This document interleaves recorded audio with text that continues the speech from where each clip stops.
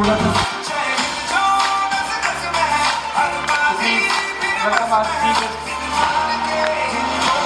तालियां जबरदस्त बननी चाहिए।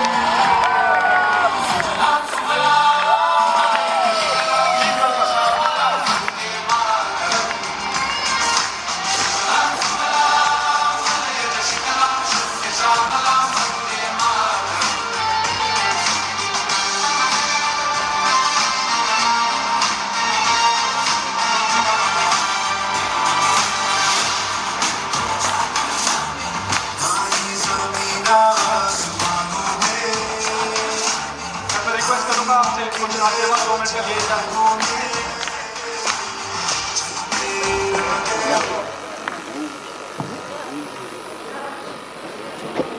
नमस्कार।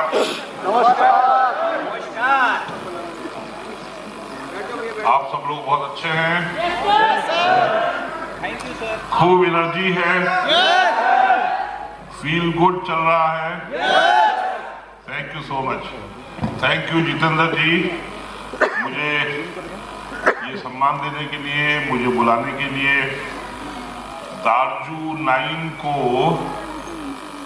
मैंने जब association of direct selling entities of India Etsy association join किया 2021 में, तब से मैं जितेंद्र जी को ऑलमोस्ट हमारी हर मीटिंग में, एसोसिएशन की जो मीटिंग होती है उसमें आते हैं, और एक यूनिक, एक स्पेशल एनर्जेटिक इंटरवेंशन हमेशा इनका रहता है। और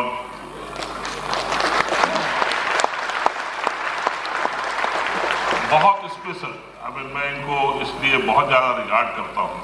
और अभी जब मैं यहाँ पर पहुँचा तो सबसे पहले मैंने पूछा कि दारजू 9 आपने नाम क्यों रखा, आप लोगों को पता है? तो मैंने अभी इनसे सीखा। इनफैक्ट ये जो 21st सेंचुरी है, ये सेंचुरी ऐसी है, हम उसको पढ़ा लिखा कहेंगे, those who learn, unlearn and relearn. अगर आप लर्न करते हो बहुत बढ़िया बात है, लेकिन सब लर्निंग से हमें सब कुछ नहीं पता चलता है, तो अनलर्न भी करना पड़ता है और उसके बाद रीलर्न। तो if we do these 3 things, तो मेरे ख्याल से दारजू 9 से मैं जो समझा कि आप बिल्कुल शून्य से शुरू कर रहे हैं, विदाउट ये नहीं कि बड़ा बोझा लेके, बड़े माइंडसेट लेके आगे बढ़ना। विद ओपन माइंड आगे बढ़ना मेरे ख्याल से दारजू का मेन लक्ष्य है। और जो ये इंडस्ट्री है, ये तो बहुत कठिन इंडस्ट्री है। दूर से बड़ा आसान लगता है, एक प्रोडक्ट है उसको जाके एक कंज्यूमर को दे दो, लेकिन आसान नहीं है। और आज जबकि मैं जब भारत सरकार का उपभोक्ता मामले विभाग, कंज्यूमर अफेयर्स डिपार्टमेंट का सेक्रेटरी था, तब मुझे पता चला कि कंज्यूमर कितना लाचार है इस देश में। और आज भी शायद मैंने किसी से, जब मैं सेलर के सामने एज बायर खड़ा था, तो कह के आया कि शायद कभी आप भी कहीं पर अब बायर होते होंगे, कि बायर की एक कंज्यूमर बड़ी लाचार परिस्थिति में रहता है। स्पेशली जो एक फिक्स्ड रिटेल शॉप से, रिटेल एस्टेब्लिशमेंट से कंज्यूमर को एड्रेस करते हैं, उनको माल से कोई मतलब नहीं है। वो कंज्यूमर सामने आया, MRP लिखा है, MRP से ऊपर बेचना है, MRP से नीचे डिस्काउंट करना, पर यही है, और माल के बारे में उसको कुछ नहीं पता। लेकिन आप लोग जो सब यहाँ पर हैं डायरेक्ट सेलर्स, वो एक प्रोडक्ट के एम्बेसडर हैं। आप पहले रिलेशनशिप बनाते हैं किसी भी कंज्यूमर के साथ, बनाते कि नहीं? पहले रिलेशनशिप बनती है, उसके बाद फिर आप उस प्रोडक्ट को एडवर्टाइज भी आप ही करते हो, उसको सेल भी आप ही करते हो, और शायद आप लोग व्यवहार भी करते हो, क्योंकि जब तक मैं खुद कोई किसी प्रोडक्ट को व्यवहार नहीं करूंगा, मैं दूसरे को शायद उस प्रोडक्ट की खूबियां नहीं समझा पाऊंगा। तो I guess you are doing all these things. और आप सब लोगों को शायद क्योंकि मैं कंज्यूमर अफेयर्स सेक्रेटरी रह चुका हूं, जो जागो ग्राहक जागो कहता है, उनका टैगलाइन है इस मंत्रालय का। और कंज्यूमर के 6 राइट्स होते हैं। आप सब लोगों को पता है राइट्स कंज्यूमर्स के? तो ये 6 राइट्स में से 5 राइट जो है वो आप लोग as a distributor of direct selling products आप स्वयं करते हो। और वो 6 राइट्स कौन क्या है? राइट टू सेफ्टी, जो भी प्रोडक्ट आप किसी कंज्यूमर को दे रहे हो ये सेफ है, ये हैजर्डस नहीं है, इससे इंजरी नहीं होगी, ये आप खुद समझते हो और समझाते हो। Right to information about the product, ये दूसरा राइट। ये प्रोडक्ट क्या है, इसमें क्या क्या चीज है, किससे बना है, कैसे बना है, ये आप समझाते हो और खुद पहले समझते हो फिर समझाते हो। चॉइस देते हो कंज्यूमर को, ये नहीं कि भाई यही लेना है तो लो। तीसरा राइट है राइट टू चॉइस। कंज्यूमर को राइट होना चाहिए कि मैं यही क्यों खरीदूं या मैं इसी का क्यों खरीदूं, तो वो चॉइस भी आप देते हो, ये सब खुद आप करते हो।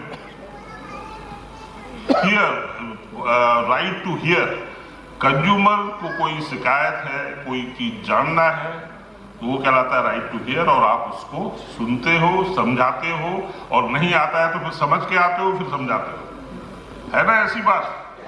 सब लोग करते हैं। और 5वां राइट है educate, right to educate about the product, about the service that you are distributing, that you are selling, that you are transacting to a consumer. तो 5 ये राइट जो हैं ये आप लोग स्वयं करते हो। अगर नहीं करते हो तो करिएगा, तभी रिलेशनशिप अच्छी बनेगी। और 6वां राइट है जो कि स्टेट, जो गवर्नमेंट के पास है, रिड्रेसल ऑफ द तो उसके लिए नेशनल कमीशन है, स्टेट कमीशन है और डिस्ट्रिक्ट कमीशन है। आप लोगों ने कभी पाला पड़ा है कि उन कमीशन से, तो वहाँ भी जब ये बने थे कमीशंस, 3 टियर कमीशंस इंडिया में, तो उस समय तो ये था कि भाई बार बार एक कंज्यूमर को, जो एग्रीव कंज्यूमर है, उसको कोर्ट में ले जाना पड़े। कोर्ट में बड़ी बड़ी कंपनियां, बड़े बड़े लॉयर लाके छोटे से पुअर कंज्यूमर को वो क्या कंटेस्ट फाइट नहीं कर पाता था। पर्टिकुलरली इंश्योरेंस के जो मामले होते थे उसमें जो है, तो इसलिए कंज्यूमर प्रोटेक्शन एक्ट, जो पुराना एक्ट था हमारा 86 का, फिर नया एक्ट आया 2019 में, तो उस एक्ट में एक 3 टियर सिस्टम है, नेशनल कमीशन तो दिल्ली में यहाँ पर है, उसके अलावा हर स्टेट में कमीशंस है और डिस्ट्रिक्ट में ये कमीशंस है। लेकिन इनका ये कोर्ट से भी बदतर है, कोर्ट में तो समय लगता ही है। यहाँ ये था कि 90 दिन में मैक्सिमम, अगर मेरा कोई ग्रीवांस है एज कंज्यूमर, अगर मैं कंज्यूमर कोर्ट्स में जाता हूँ, कंज्यूमर कमीशंस में जाता हूँ, तो मेरे ग्रीवांस को रिड्रेस हो जाना चाहिए। लेकिन 90 डेज में तो पहली सुनवाई नहीं होती है। तो ये 6वां भी शायद आप लोग as distributor, direct selling distributor, direct seller, शायद आप ये भी जो है ग्रीवांस रिड्रेसल अपने आप कर लेते हो, और करते हो तो बहुत अच्छा। और आपका सबसे बड़ा जो ये सब 6 के 6 राइट्स आप कंज्यूमर के मीट करते हो, सबसे बड़ी पहचान है कि दोबारा वो कंज्यूमर इंतजार करे कि दारजू लाइन का प्रोडक्ट मेरे पास आया क्यों नहीं, पिछले महीने आना था। अगर एज ए कंज्यूमर मैं उस प्रोडक्ट का इंतजार करता हूं बेसब्री से, तो आप 6 के 6 राइट्स ऑफ कंज्यूमर मीट कर रहे हो। तो ये मेरे ख्याल से आप लोगों का उद्देश्य होना चाहिए। 2016 में जब हम लोग कंज्यूमर अफेयर्स डिपार्टमेंट में थे, बहुत से लोग जो डायरेक्ट सेलिंग इंडस्ट्री के साथ अटैच थे, तो वो लोग काफ़ी परेशान थे कि लोग डायरेक्ट सेलिंग के नाम पे मनी सर्कुलेशन कर रहे थे। प्रोडक्ट तो है नहीं, लेकिन पैसे का और ये सब लालच दिखा के, तो उस समय हमारे पास इंडस्ट्री के लोग जब आते थे तो कहते थे हमें एक आदमी चाहिए। मुझे बड़ा अजीब लगता था उस समय कि यहाँ तो रूल ऑफ लॉ में काफ़ी डेफिसिट है हमारे देश में, सिविक सेंस में काफ़ी डेफिसिट है। तो ये दोनों चीज़ें बड़ी प्रीमियम में मिलती हैं, और एक इंडस्ट्री है वो कह रही है हमें रूल्स दो। तो खैर हमने सोचा, पहले तो हमें लगा बड़ा अजीब कि भाई रूल्स की क्या जरूरत है, जो है देश में बहुत से रूल है उनको फॉलो करिए तो क्या बिजनेस हो जाएगी। लेकिन फिर जब समझ में आया कि ये price chit money circulation banning act जो है आप लोगों को बहुत परेशान कर रहा है। जो लोग genuine, ethical, honestly direct selling करना चाहते हैं, अच्छा प्रोडक्ट बना रहे हैं, डायरेक्ट सेलिंग नेटवर्क के माध्यम से जो है इनको कंज्यूमर तक पहुंचा रहे हैं, इन लोगों के लिए जो लोग डायरेक्ट सेलिंग में मनी सर्कुलेशन के नाम पे आते थे, वो लोगों से थोड़ा सा सेग्रीगेशन करने की जरूरत थी। तो 2016 में भारत सरकार ने एक गाइडलाइंस निकाली, डायरेक्ट सेलिंग गाइडलाइंस स्टेट्स के बाद पहुंची। फिर 2019 में जब कंज्यूमर प्रोटेक्शन एक्ट, नया कंज्यूमर प्रोटेक्शन एक्ट आया, उसमें पहली बार डायरेक्ट सेलिंग की डेफिनेशन इंट्रोड्यूस की गई। आप लोग कंज्यूमर प्रोटेक्शन एक्ट पढ़िएगा, उसमें देखिएगा कि वो स्पेलिंग, वो जो डेफिनेशन है वो क्या कहती है, क्योंकि वो डायरेक्ट सेलिंग के साथ अगर आप लोग जुड़े हुए हैं तो वो बहुत ज़रूर है वो। और 2021 में तो डायरेक्ट सेलिंग रूल्स आ गए। आपके रूल्स ऑफ द गेम अब है, आपको सिर्फ जो है मेहनत से, सत्यनिष्ठा से काम करना है, और जो कंपनी आपको direct selling distributor, direct seller बनाई हुई है, उस कंपनी का दायित्व है कि उनका प्रोडक्ट बहुत अच्छा हो, हमेशा कॉम्पिटिटिव हो, वैल्यू फॉर मनी प्रोवाइड करे और डायनामिक हो।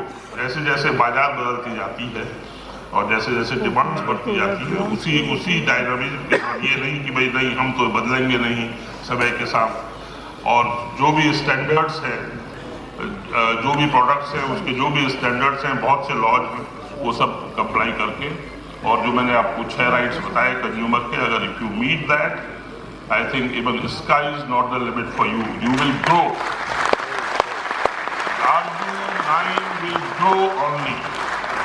So thank you both of you for giving me this opportunity, and I wish Darju 9 a very eventful and successful journey in the direct selling space of India and the world. ये अभी $2 billion की industry है, और मैं चाहता हूँ कि दार्जू एक दिन $2 बिलियन की इंडस्ट्री है।